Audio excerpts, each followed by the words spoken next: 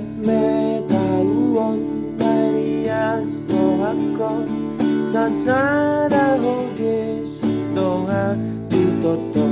Amin. Shalom, Amanginang, kawan-kawan, guru-guru sekolah minggu dimanapun berada. Salam jumpa, masih bersama saya dengan Pendeta Iyong Silaban. Salam sehat Amanginang, kawan-kawan. Tetap semangat dalam melayani sekolah minggu. Ya, ingat, melayani sekolah minggu adalah keputusanku dan melayani Tuhan adalah kewajibanku. Ya. Mari kita sharing singkat, diskusi singkat, sederhana untuk persiapan khotbah minggu untuk anak sekolah minggu tanggal 22 ya, Agustus 2021 dari Amsal Poda 4 ayat 1 sampai 4. Dengarkanlah hai anak-anak didikan seorang ayah dan perhatikanlah supaya engkau beroleh pengertian. Karena aku memberikan ilmu yang baik kepadamu, janganlah meninggalkan petunjukku.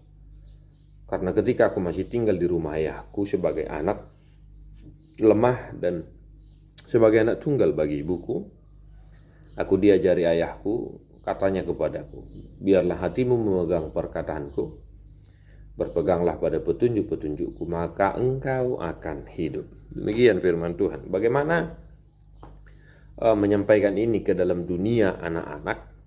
Ya, menurut saya, Amanginang kawan-kawan, ada beberapa hal yang patut kita sampaikan, ajarkan kepada anak-anak dari teks ini.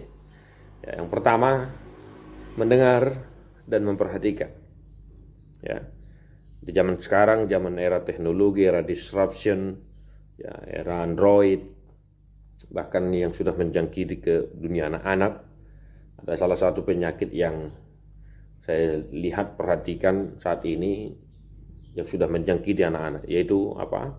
Asik dengan dunianya sendiri, asik dengan Android, sehingga tidak cukup hanya sekali dalam memanggil anak-anak pada saat mungkin sedang menonton YouTube di HP ataupun di laptop.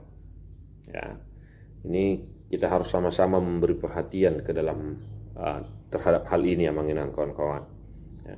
Oleh karena itu, mari kita ajarkan, kita doktrin anak-anak kita itu supaya senantiasa jeli mendengar dan memperhatikan. Kalau dipanggil ya. Kalau dipanggil ayah, orang tua di rumah pada saat bermain HP, menonton di PC ya. Bagaimana supaya anak-anak itu merespon dengan cepat. Ya. Dipanggil sekali langsung sahut. Artinya jangan mereka larut dalam dunianya itu sehingga tidak susah untuk mendengar dan memperhatikan segala sesuatu. Ya, kalau dipanggil. Mungkin Amanginang kawan-kawan boleh menggumulinya nanti lebih dalam lagi. Tapi dengarlah, perhatikan, ya, begitu. Yang kedua, kawan-kawan, karena aku akan memberikan ilmu yang baik kepadamu. Ayat 2 ini, ya. Ilmu yang baik, ya. Maka ini juga kita harus hati-hati. Ya, anak-anak sekarang pintarnya nggak ketulungan toh. Anak saya aja yang berumur 1,5 tahun megang handphone ini, waduh kadang begini, mau heran begitu. Artinya apa yang mau saya sampaikan kawan-kawan Amanginang, agar kita mengingatkan anak-anak kita itu. Ya, kalaupun ada Android, ada kecanggihan teknologi, mungkin saat ini mereka seakan-akan sudah bebas menggunakannya. Tetapi supaya mereka berhati-hati memakai itu. Nah, kita tahulah ya kan. Di handphone ini gudangnya semua di situ. Google, YouTube, dan lain sebagainya. Ilmu yang baik. Apa itu ilmu yang baik? Ya, kita bisa memperjelasnya lebih dalam lagi. Tentu ilmu yang baik menurut teks ini yaitu ilmu yang baik itu salah satunya apa? Memegang perkataan, berpegang pada petunjuk-petunjuk yang diajari Nah, begitu. Nah, artinya supaya mereka jangan kebablasan lah. Ini harus menjadi perhatian kita bersama kawan-kawan Namanginang, ya, supaya mereka jangan sembarangan membaca segala sesuatu yang ada di kecanggihan saat ini, menonton tontonan yang belum pantas, ya, mereka tonton, ya. Nah, itu dia ilmu yang baik, perlu kita jelaskan juga kepada mereka. Dan yang terakhir, kawan-kawan Namanginang, biarlah hatimu memegang perkataanku, berpegang pada petunjuk-petunjukku, maka engkau akan hidup. Apa gunanya kita mendengar, kita memperhatikan nasihat, kita mau diajari, ya, kita mau berpegang teguh pada ilmu yang baik, supaya kita hidup, ya, supaya kita hidup. Menurut teks ini, supaya maka engkau akan hidup.